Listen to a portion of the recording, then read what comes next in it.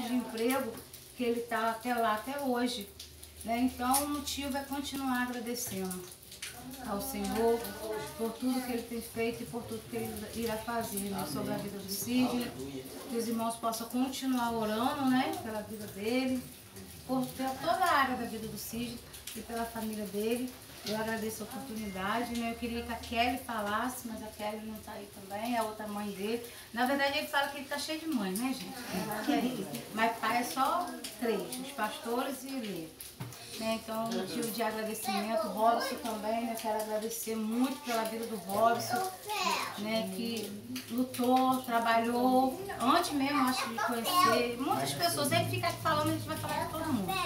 Né? Então, é motivo de agradecimento. Pastor Eduardo, né? Que não pode estar aqui por trabalho, né? Mas sempre confiou, sempre acreditou no Sidney, né? Então, continuarmos bendizendo o nome do Senhor. Agradeço a oportunidade para o pastor Vinícius. Em nome de Jesus. Amém. Aleluia. Amém. Cumprimento a todos os papais do Senhor Jesus. Amém. Também quero ser grato a Deus pela vida do Sidney, né? Por essa oportunidade nós estamos aqui hoje para cultuar o Senhor, pela vida do Sidney. Todo mundo aqui, acredito, a maioria, né, possa ter uma história de ligação com o Sidney. E é uma realidade, né? Marcou a vida de muita gente, né? A presença dele. Eu tenho história para contar na minha casa, na minha família, em relação ao Sidney. Claro que não vamos tomar o tempo aqui, já falamos muito, né, em relação a isso, mas eu também tenho participações, né, da presença e atividade de Sidney na minha casa, marcantes, que talvez ele nem lembre, mas são coisas que ficam guardadas no nosso coração. Eu glorifico a Deus, né, pela vida do Sidney, um homem prestativo, um garoto com um coração que não tem tamanho, literalmente, né, é algo impressionante o que há no coração desse jovem. Que Deus continue abençoando a vida dele e sustentando. Na verdade, a festa que está sendo realizada aqui hoje é para o Sidney, mas nós não viemos aqui para falar do Sidney. Viemos aqui para falar de Jesus. Amém. Nós estamos cultuando a Deus. Aleluia. Falamos do Sidney, glória a Deus. Ele agradeceu a todos, mas o principal motivo de estarmos aqui é dizer que Jesus é bom, é dizer que Jesus transforma a vida, é dizer que Jesus salva, e dizer que o motivo de estarmos aqui é para agradecer a Ele por tudo que Ele tem feito sobre a vida do Sidney. Não teria condições de realizarmos essa festa se não fosse a mão de Deus guardando o Sidney por esses 23 anos que ele está aí sobre a face da terra, né? Então, Deus seja louvado por esta oportunidade. Eu queria falar aqui de Jesus e queria abrir aqui a Bíblia no Evangelho de Mateus, capítulo de número 8. Pretendo aqui ser bem breve, para que a gente possa também participar aí, né, de mais um parabéns, do que tem aí para degustar, né? O Sidney fez questão aí de abençoar o povo também. Mas eu queria agora meditar com você, que você possa estar atento aí ao que a palavra do Senhor pode nos ensinar. Amém? Mateus 8, 23 diz assim: entrando ele no barco, seus discípulos o seguiram. E eis que no mar se levantou uma tempestade tão grande que o barco era coberto pelas ondas. Ele, porém, estava dormindo. Os seus discípulos, aproximando-se, o despertaram, dizendo: Senhor, salva-nos, porque perecemos.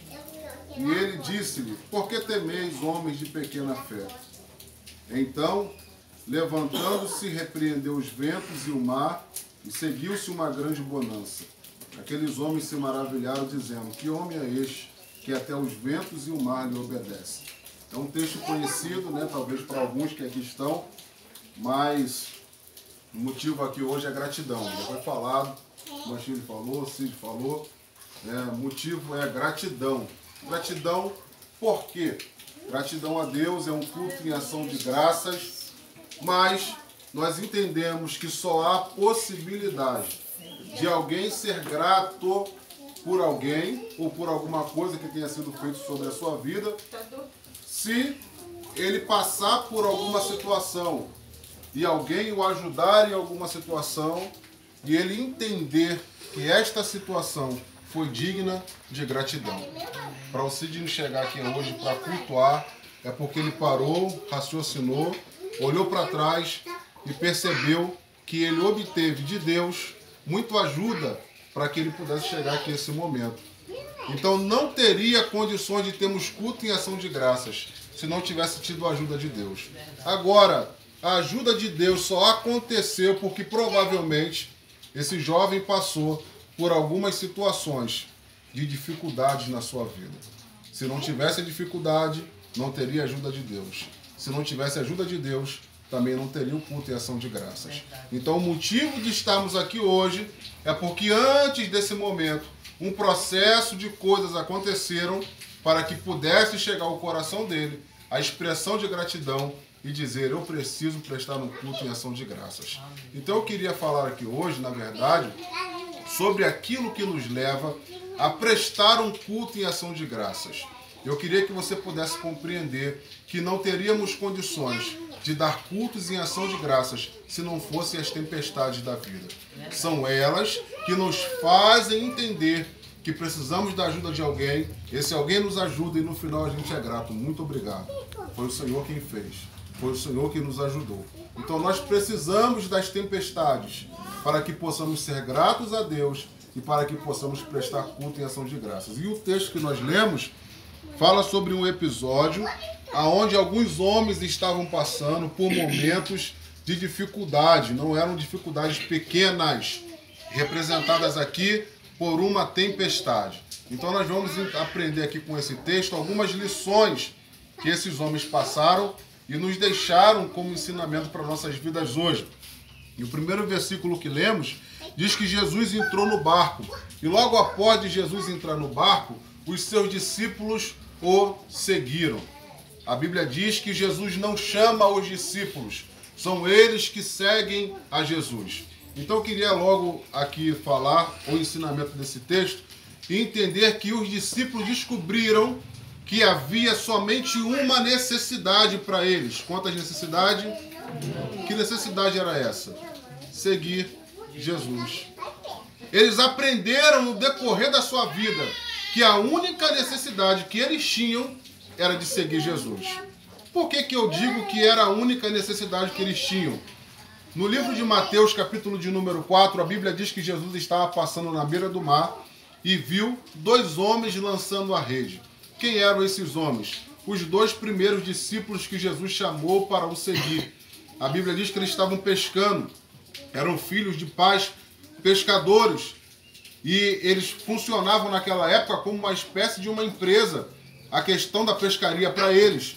Provavelmente esses jovens tinham pensamentos para o futuro do que fariam com a empresa de pesca do seu pai.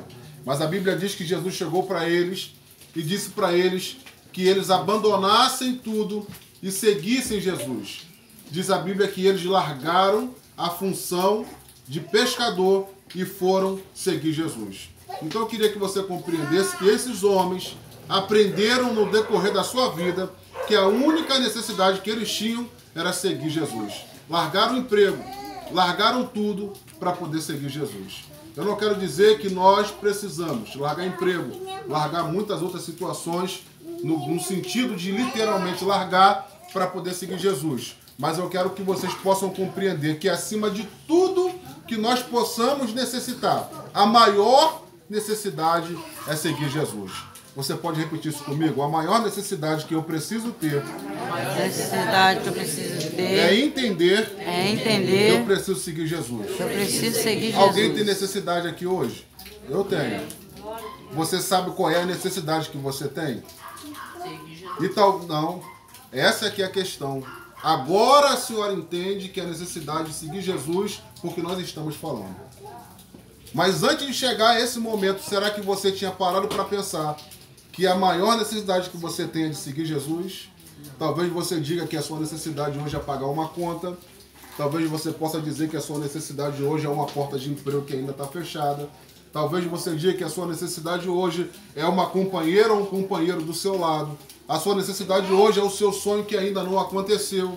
Nós temos muitas necessidades, como eu tenho, mas eu preciso colocar uma acima de todas elas: seguir Jesus. Eu preciso entender isso. Aí a Bíblia diz que Jesus entra no barco, sem Jesus chamar, eles seguiram Jesus. Só que eu queria que você compreendesse que seguir Jesus não é tão fácil como nós imaginamos.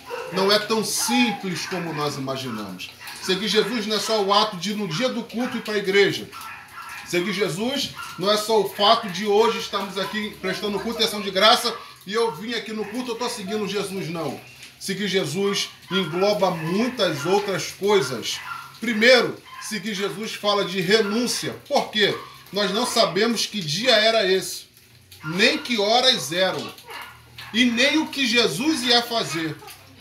Mas a Bíblia diz que os discípulos estavam disponíveis para poder seguir Jesus.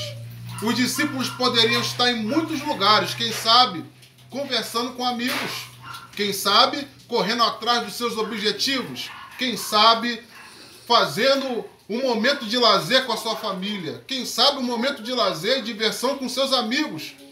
Mas eles estavam fazendo o quê? Seguindo Jesus. E por que estavam seguindo Jesus? Porque abriram mão da sua própria vida, da sua própria vontade, para poder fazer a vontade de Jesus. Então eu queria que você compreendesse que a maior necessidade é segui-lo, só que eu preciso entender que seguir Jesus não é tão fácil como nós imaginamos. Para seguir Jesus é necessário abrir mão das nossas vontades. Essa necessidade não pode ser suprida do jeito que eu acho, ou do jeito que eu quero, porque para servi-lo não é de qualquer maneira. Para andar atrás dele não pode ser de qualquer maneira. Um dia, um jovem queria saber de Jesus como é que fazia para conquistar a sua salvação. A Bíblia diz que Jesus virou para ele: olha, cumpre os mandamentos. Ele disse: Senhor, isso aí tudo eu já faço desde a minha mocidade. Jesus disse para ele: ainda te falta uma coisa. Vende tudo que você tem, dá para os pobres e depois me segue.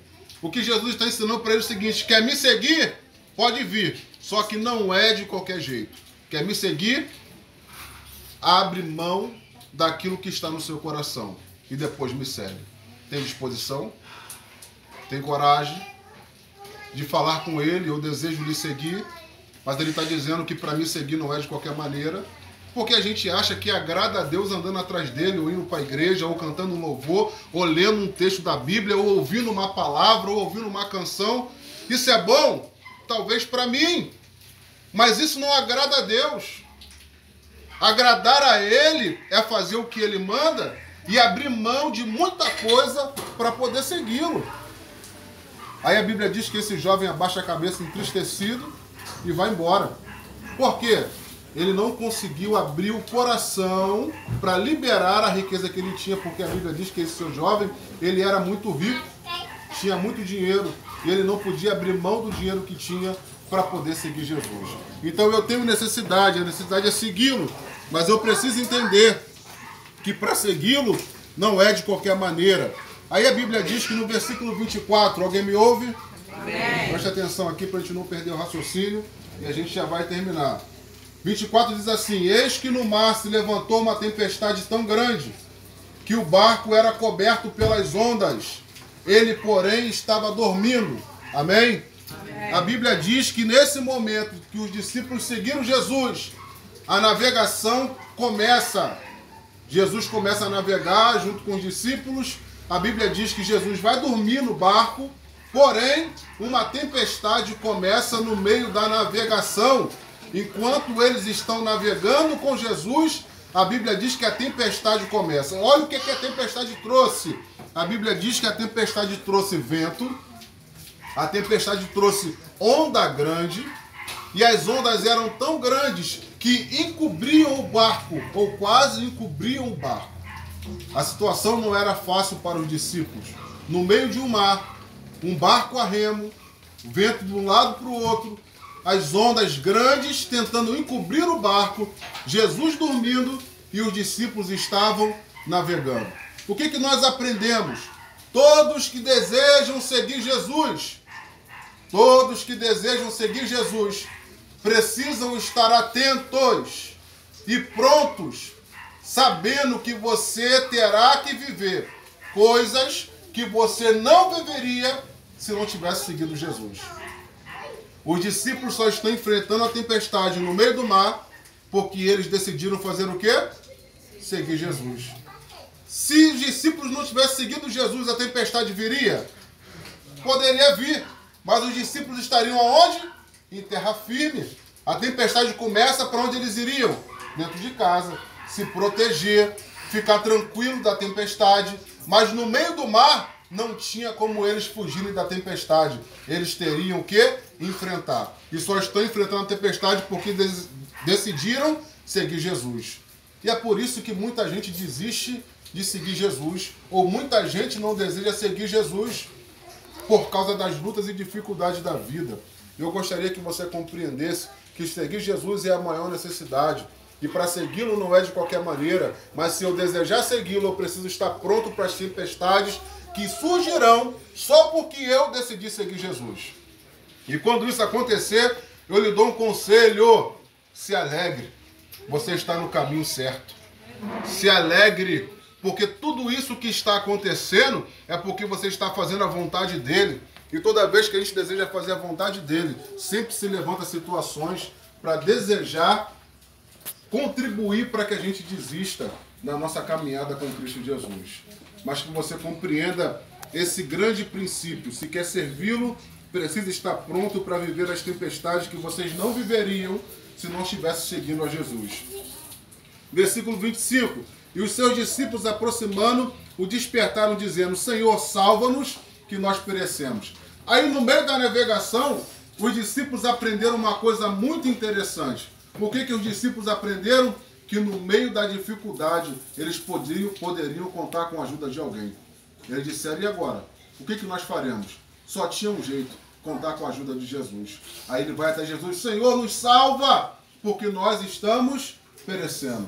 Olha, gente, a necessidade que temos de servir Jesus ou de segui-lo trará dificuldades para a nossa vida, mas ao mesmo tempo nós podemos ter o prazer no nosso coração de saber que no meu barco, na minha dificuldade, na minha tempestade, tem alguém que eu possa contar. Alguém já passou por um momento difícil que olhou para um lado, olhou para o outro, não tinha ninguém para te ajudar? E talvez você tenha questionado: não tem ninguém que me ajude, ninguém que esteja aqui do meu lado para ajudar. Nos seus momentos de lutas e tempestades, conte com a ajuda de alguém. Ele sempre estará por perto para poder lhe ajudar. O desejo dele é que você compreenda que ele está perto e ele quer te ajudar. Mas você precisa compreender que ele está por lá e você precisa fazer a ação de clamá-lo e comunicar a ele o que você está vivendo. Perceba, Jesus estava no barco, sim ou não? Sim. Mas estava fazendo o quê? Dormindo. E Jesus só agiu porque os discípulos foram falar com ele. Se os discípulos não falam com ele, Jesus ia continuar fazendo o quê? Dormindo, mesmo na tempestade. Então, o que Jesus estava esperando é o seguinte: eu quero que vocês aprendam que eu estou aqui e pronto para ajudar vocês. Quando eles entenderam que Jesus estava lá e precisavam da ajuda: Senhor, desperta, nós estamos perecendo, nós precisamos da sua salvação, nós precisamos da sua ajuda. A Bíblia diz que Jesus se levanta para poder ajudar os discípulos. Está passando por tempestades, por lutas? Eu quero que você saiba que existe um Jesus que está pronto para ouvir a sua voz, o seu clamor e se levantar para lhe ajudar. Conte com a ajuda dele, conte. Às vezes a gente conta com a ajuda de tanta gente, o melhor amigo, a melhor amiga. Isso não é pecado, não é errado, podemos ter amigo, contar com a ajuda de alguém, mas a maior e principal ajuda que nós precisamos ter chama-se Jesus de Nazaré. Essa não falha, não chega atrasado e ele sabe como agir diante das situações. Tem coisas que pessoas me contam e eu fico me perguntando: o que eu posso fazer para ajudar? Mesmo como pastor, tem momentos que a gente não tem resposta. O que nós vamos fazer? Orar, falar com Deus. Mas eu preciso entender que quando eu falo com Ele e peço socorro a Ele, Ele já sabe como agir para resolver o meu problema. Ele não vai vir só para tentar resolver. Ele sabe como vai resolver o problema. E o meu coração precisa compreender isso, e viver isso, e entender isso. Aí continua o texto dizendo, e ele lhes disse, por que temeis, homens de pequena fé? E o outro ensinamento que nós temos aqui, Jesus está dizendo para os discípulos que eles estavam fazendo o quê? O que eles estavam fazendo? Temendo. Temendo o quê? A tempestade. E o que nós aprendemos com esse texto? Que nos momentos da tempestade, nós não devemos e não precisamos temer. Por que não precisamos temer? Porque Ele está no controle da tempestade. Mesmo que elas estejam lá. Mesmo que o vento esteja soprando forte. Mas Ele está no controle da situação. E que Jesus queria que eles não temessem. Então, que nós possamos aprender nessa noite. As tempestades virão. Mas quando elas chegarem, o que eu faço? Me esforçar para não temer. Continuar confiando. Acreditando que Ele está no controle da situação. Aí o texto continua dizendo... Então ele, levantando-se, repreendeu os ventos e o mar, e seguiu-se uma grande bonança. Por que não precisavam temer? Porque temendo eles perderiam a visão que teriam logo após. Que visão era essa? Esses discípulos viriam coisas que nunca tinham visto na sua vida. Alguém tem vontade de ver coisas que você nunca viu acontecer na sua vida? Não levanta a mão só porque eu estou pedindo, eu quero que você tenha consciência do que nós estamos falando. Gente, já pensou? Está chovendo e de repente você olha alguém do seu lado e fala assim, chuva para, e na mesma hora a chuva para. Já imaginou isso? Que poder é esse? Como é que realiza isso? É o que discípulos iam viver agora. Nunca tinham visto isso acontecer. Seguir Jesus traz tempestade para a sua vida, mas também te traz a oportunidade de você ver o que os outros não verão. Amém? Dentro da sua casa, dentro do seu lar, dentro da sua vida, no seu interior, nós estamos sujeitos a ver aquilo que muitos estão do nosso lado e nunca verão se não desejarem seguir Jesus. Olha que privilégio seguir Jesus. Então, querido, esses homens seguiram Jesus, tiveram dificuldade na sua vida, abriram mão de muita coisa, mas também viram o que muitos que não desejaram abrir mão, o que muitos que não desejaram seguir Jesus, não viram. Que privilégio esses homens tiveram. A Bíblia diz que Jesus se levanta e vai dizer ao vento para se acalmar. A tempestade para, as ondas param, e a Bíblia vai dizer que tudo se fez bonança. Ficou tudo calmo, ficou tudo tranquilo. Depois que Jesus agiu. Quando Jesus agir na sua vida, fique tranquilo, que as coisas ficarão calmas. Tem calmaria para a nossa vida. Tem tempo tempestuoso, tem tempo turbulento, mas também tem calmaria para a nossa vida. Nós iremos provar um momento de calmaria no nome de Jesus. E eu quero que você compreenda que quando a calmaria chega, ela sempre é superior ao dia anterior da tempestade. Vocês já viram um dia muito feio, com muita chuva, muita tempestade, e de repente você dorme, quando acorda no outro dia está um sol brilhando, você olha para o céu, está tudo claro, não tem uma nuvem. Alguém já pôde contemplar isso? Quer dizer que aquele dia que amanheceu, que não tem nuvem, o sol está brilhando, está tudo lindo, está sendo maior do que o dia anterior, que teve muita chuva, tempestade, coisa feia, porque aquilo que Deus tem para fazer amanhã sempre vai encobrir o que nós estamos vivendo hoje. Aquilo que Deus vai fazer amanhã na nossa vida sempre vai encobrir a dor que nós estamos sofrendo e vivendo hoje. Nós aprendemos isso com José. A Bíblia diz que José sofreu e teve um sofrimento tremendo sobre a sua vida. Mas anos depois, José parou para pensar e disse, ele me fez esquecer do sofrimento que eu tive na casa do meu pai. Ou seja, ele não esquece literalmente na sua mente porque está guardado os sofrimentos que ele teve na casa do pai. Mas quando ele diz que Deus fez o esquecer, é porque o que Deus está fazendo hoje está sendo maior e está encobrindo a dor que ele teve no passado. Assim Deus é capaz de fazer sobre a nossa vida. Tem dor no seu presente? Tem dor no seu passado também? Eu quero que você compreenda que o seu futuro pode ser encoberto pelo sangue de Jesus. Se ele encobrir sobre a sua vida, ele é capaz de arrancar dor, de arrancar a decepção, de arrancar muitas outras situações que possam estar ocorrendo sobre a sua vida e transformar o seu futuro. Eu tive conversando com uma pessoa uma vez e essa pessoa disse para mim, olha, eu já tive vários casamentos. Em todos os casamentos que eu tive, eu fui frustrado. E essa pessoa estava me contando que vive situações na vida que tem pensamentos de que talvez nunca vá conseguir ser alguém feliz no casamento só porque teve alguns outros passados frustrados. Ainda que você tenha tido frustrações em muitas áreas da sua vida, com Jesus, as coisas para o futuro podem ser diferentes. Mas o que eu faço, pastor, para que a minha situação no futuro seja diferente? Segue Jesus. Deixa Ele guiar a sua vida, deixa Ele guiar seu barco. Vai ter tempestade, vai ter tempo feio na sua vida, mas quando a calmaria chegar, você vai dizer como foi bom segui-lo. Como foi bom abandonar tudo para trás para poder seguir a esse Jesus maravilhoso. Está aqui o Cid que conta testemunho. Está aqui muitas outras pessoas que podem contar testemunho do que Jesus é capaz de fazer na vida do ser humano. Nós abandonamos muita coisa prazerosa, mas ganhamos a presença daquele que tudo pode. Ganhamos a presença daquele que é poderoso para trazer alegria para o coração. E não é uma alegria como o mundo traz. É uma alegria que não tem como se compreender. Tem momento que o crente fica olhando assim, está sorrindo porque eu não sei, eu estou alegre, só estou sentindo alegre. Mas por que você está assim? Não sei explicar. O que é isso? A presença daquele que está dentro do barco. Como é bom tomar a decisão de seguir a Jesus. Abrimos mão de muitas coisas para poder seguir Jesus. Alguém já abriu mão de alguma coisa aí para poder seguir Jesus? Amém. Muita coisa, mas vale a pena.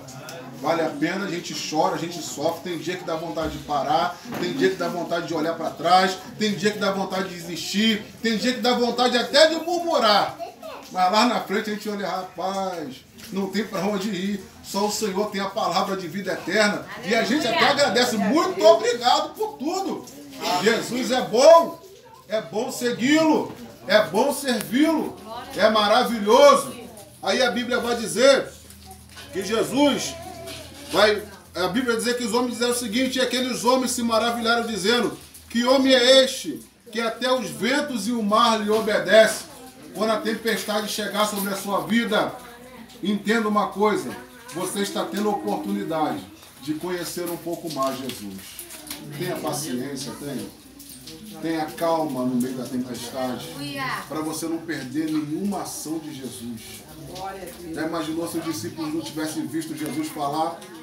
Acalma-te, vento, para a onda, fique tranquilo, mar, porque estavam perturbados com o momento da tempestade, tentando resolver as situações do seu próprio jeito. O barco está enchendo de água e pega o caneco e joga água para fora e olha para um lado, faz uma coisa, faz outra.